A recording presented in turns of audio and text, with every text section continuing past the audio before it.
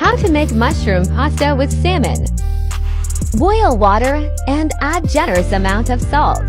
Add in pasta. Wait for 8 minutes to soften. Remove the pasta from the water. Add 1 tablespoon of oil. Sear the salmon. Sear both sides for 3 minutes. Don't overcook. Sear fried chopped mushroom.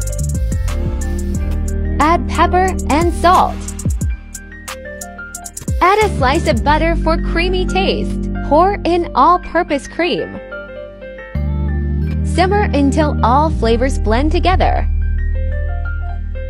Mix your pasta. Put cooked pasta on the plate. Make it extra.